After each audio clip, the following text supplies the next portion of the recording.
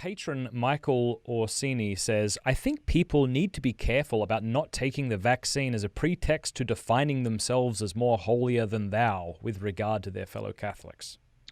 Virtue signaling is a real problem. We like to look good. As fallen human beings, we like to look good to other people. We like to flash our virtue and show how virtuous we are.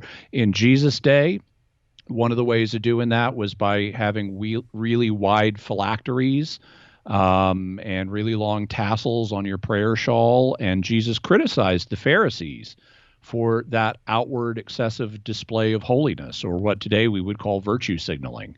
And the devil wants to corrupt Christians. He wants to get them thinking in prideful ways. He wants to get them looking down on other people. And one of the ways of doing that is by getting them to say, oh, I'm so virtuous, I'm distinctive in this way because I don't take the vaccine. Or the flip side of that, some people will be virtue signaling by, oh, I'm so virtuous, I do take the vaccine. I'm not like those horrible anti-vaxxers. So the devil can work both sides of the street on that. And regardless of the side of the street you're on, you need to say, this isn't about me virtue signaling. How can I be loving? Because love is God's fundamental imperative. Love of God is the first great commandment. Love of neighbor is the second great commandment. How can I love God? How can I love my neighbor?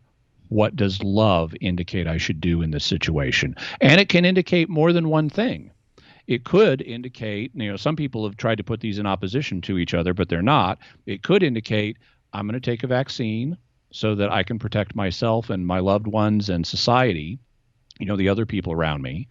And in addition to that, I'm going to write the head of the biomedical company that made the vaccine and tell them what I think about aborted stem cell lines so that I encourage them not to do this in the future if they did it. Mm-hmm. And I suspect, of the 3 vaccines that are prominent here in the United States right now that have been talked about, the U.S. bishops have talked about these. There's a Pfizer vaccine, there's a Moderna vaccine, and then there's one by AstraZeneca. And AstraZeneca is the most problematic of them. And AstraZeneca is going to see, hey, there are Catholics who are not going to take our vaccine because of the lines we used. And the more we can amplify that message to them, the more they're likely to rethink this in the future.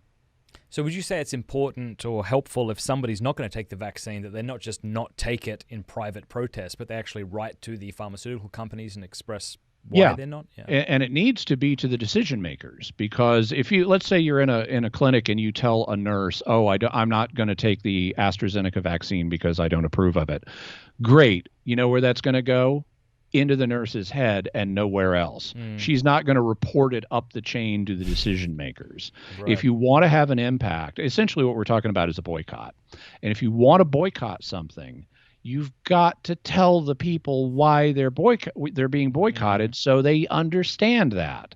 Don't leave them to guess. If you don't think, oh, I'm just going to say it on Facebook. The decision makers are not reading your page on Facebook. Okay, not unless you're some kind of celebrity. They're not. Right. And so contact the decision makers. Make your protest effective. Golly, I hope somebody would put together a website that makes doing that easier. I'm sure that would be cool. That in the coming days. Thank you for watching this clip. You can click here to watch the full episode. And I want to say a big thanks to our sponsors and to our amazing patrons for making all of this possible. Please do us a favor before you go. Click that subscribe button and then the bell. And that way YouTube will be forced to let you know every time we put out a new episode.